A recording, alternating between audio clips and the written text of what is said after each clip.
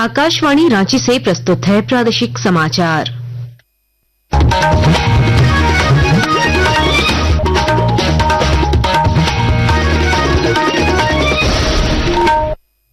नमस्कार, प्रादेशिक समाचारों के साथ मैं कामिनी। पहले मुख्य समाचार।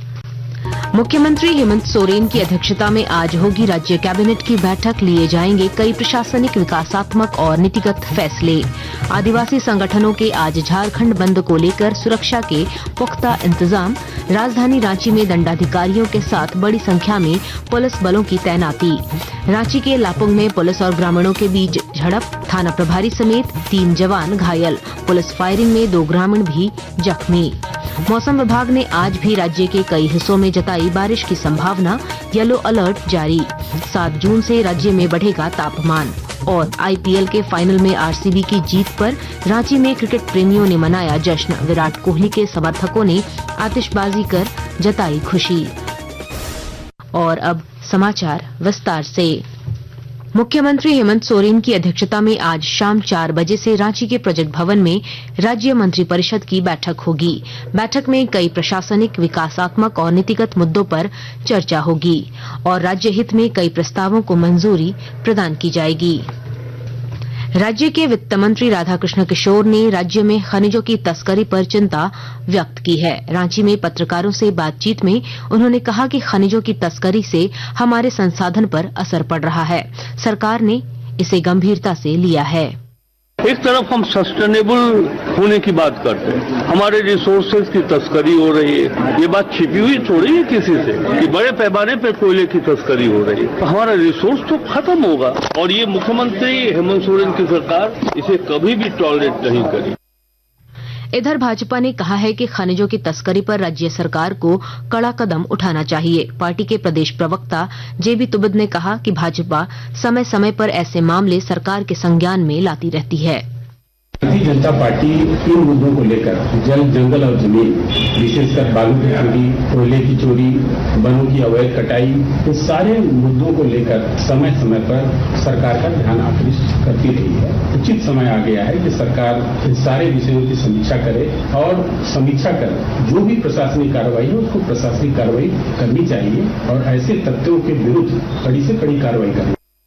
स्वास्थ्य मंत्री डॉक्टर इरफान अंसारी ने राज्य के निजी अस्पतालों को आयुष्मान भारत योजना के तहत लंबित बिलों का भुगतान शीघ्र करने का भरोसा दिलाया है।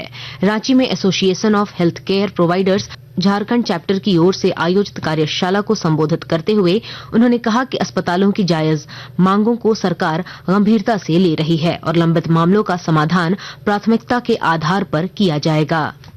कुछ टेक्निकल एरर था और सेंट्रल का जो पैसा था उस एरर में फंस गया था, तो वो एरर को हमने ठीक कर दिया है और मैंने निर्देश दिया है कि जितने हॉस्पिटल हैं जिनका बकाया है उनका भुगतान चालू कर दो।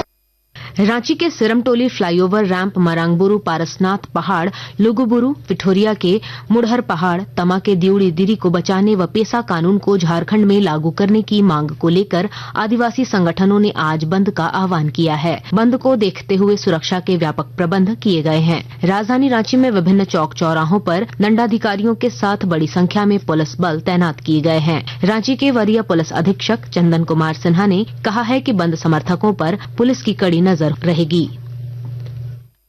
विवाद जो है कई फोरम पर इस पर डिस्कशन हो चुका है और इसको लेकर जो है वो सरकार के संज्ञान में सारी बातें हैं और उस स्तर पर विचार भी किया जा रहा है। लेकिन जो लोग बंद कर रहे हैं उनसे मेरा अनुरोध है कि वो कोई भी ऐसा काम न करेंगे जिससे कोई हिंसा हो या उग्र प्रदर्शन न करें ताकि विधि व्यवस्था की स्थिति खराब हो। और जो जिला प्रशासन है वो पर्याप्त मात्रा में दंडाधिकारी और पुलिस पदाधिकारी, पुलिस की प्रतिनिधि करेगा ताकि कहीं भी अप्रिय घटना न हो। रांची के लापुंग थाना क्षेत्र के कोयनारा गांव में पुलिस और ग्रामीणों के बीच झड़प में थाना प्रभारी समेत 3 पुलिसकर्मी घायल हो गए। पुलिस जमीन विवाद सुलझाने गांव गई थी, लेकिन ग्रामीणों ने पुलिस टीम पर हमला बोल दिया। पुलिस को आत्मरक्षार्थ गोली चलानी पड़ी, जिससे 2 ग्रामीण जख्मी हो गए। ग्रामीणों का इलाज रिम्स में चल रहा है, जबकि घायल पुलिसकर्मियों को रांची के एक निजी अस्पताल में भर्ती कराया गया है। आकाशवाणी के ताजा तरीन समाचारों के लिए आप हमारी वेबसाइट newsonair.gov.in पर लॉग ऑन कर सकते हैं। ताजा समाचार X handle @AIR news alerts और Facebook page all India radio news पर भी उपलब्ध है। आप प्रादेशिक समाचार एकांश के X handle @AIR news _Ranchi और Facebook page Akashvani news Ranchi, Instagram page तथा YouTube channel AIR news Ranchi पर भी हमारे बुलेटिन सुन सकते हैं। प्रादेशिक समाचार आप आकाशवाणी रांची से सुन रहे हैं। गढ़वा जिले में कृषि विज्ञान केंद्र द्वारा विकसित कृषि संकल्प अभियान की शुरुआत की गई है। इसके तहत किसानों के लिए ग्राम स्तर पर विशेष प्रशिक्षण देकर उनकी आय दोगुनी करने पर जोर दिया जा रहा है। विस्तृत जानकारी दे रहे हैं हमारे संवाददाता। विकसित कृषि संकल्प अभियान भारत सरकार की एक महत्वाकांक्षी योजना है। गढ़वा जिले में इसकी शुरुआत 29 मई से की गई है, जो लगातार 12 जून तक चलेगा। इस अभियान के तहत 15 दिनों के अंदर जिले के 90 गांव के किसानों को ग्राम स्तर तक प्रशिक्षण देना है। यह प्रशिक्षण बिरसा कृषि विश्वविद्यालय के वैज्ञानिक, कृषि विज्ञान केंद्र के वैज्ञानिक और गढ़वा जिले के प्रगतिशील किसानों द्वारा दिया जा रहा है। इसमें कृषि को आधुनिक बनाकर किसानों की आय दुगुनी कर उन्हें आत्मनिर्भर बनाने के लिए तैयार किया जा रहा है। इसके तहत अनेक योजनाएं चलाई जा रही हैं। विनोद कुमार पाठक, आकाशवाणी समाचार, गढ़वा। मैया सम्मान योजना के प्रचार प्रसार करने हजारीबाग के केरेडारी प्रखंड आए 2 युवकों की घाघरा डैम में डूबने से मौत हो गई। बताया जा रहा है कि युवक घाघरा डैम की सुंदरता को देखकर रील बनाने डैम के ऊपर चढ़ गए। इस दौरान एक का पैर फिसल गया तो दूसरे ने उसे बचाने की कोशिश की, लेकिन दोनों डैम में गिर गए। और अब कुछ संक्षिप्त खबरें। ईद उल अजहा त्योहार को देखते हुए गिरिडीह में जिले के नगर थाना और मुफस्सल थाना में शांति समिति की बैठक हुई। बैठक के बाद मजिस्ट्रेट विनोद कुमार सिंह और डीएसपी नीरज कुमार सिंह ने कहा कि असामाजिक तत्वों और सोशल मीडिया पर विशेष निगरानी रखी जाएगी।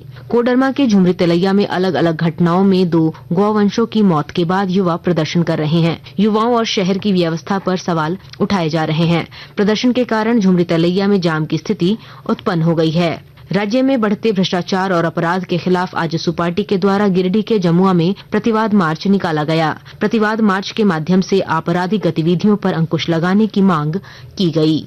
और अब मौसम का हाल। मौसम विभाग ने आज भी राज्य के उत्तर पूर्व जिलों में बारिश और वज्रपात की संभावना व्यक्त की है। इसे लेकर येलो अलर्ट जारी किया गया है। विभाग के अनुसार रांची और अन्य जिलों में आसमान में बादल छाए रहेंगे। दोपहर बाद कुछ इलाकों में गरज के साथ हल्की बारिश हो सकती है। मौसम विभाग के अनुसार यह स्थिति 6 जून तक रह सकती है। 7 जून के बाद मौसम साफ हो जाएगा और तापमान में वृद्धि दर्ज की जाएगी। रॉयल चैलेंजर्स बेंगलुरु आरसीबी ने पहली बार इंडियन प्रीमियर लीग ट्रॉफी अपने नाम कर ली है। उन्होंने कल रात अहमदाबाद के नरेंद्र मोदी स्टेडियम में खेले गए फाइनल मैच में पंजाब किंग्स को 6 रन से हराया। आरसीबी की जीत पर रांची में क्रिकेट प्रेमियों में जश्न का माहौल है। कल रात जैसे ही आरसीबी ने जीत दर्ज की, रांची के क्रिकेट प्रेमी अल्बर्ट एक्का चौक पर एकत्र हो गए और जमकर आतिशबाजी की। उन्होंने मिठाइयां खिलाकर एक दूसरे को बधाई दी। और अब अखबारों की सुर्खियां।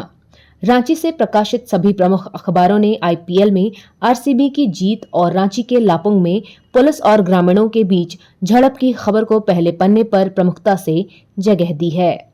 दैनिक भास्कर ने लिखा है 107 करोड़ रुपए के फर्जी निकासी केस में ईडी ने दर्ज की ECIR।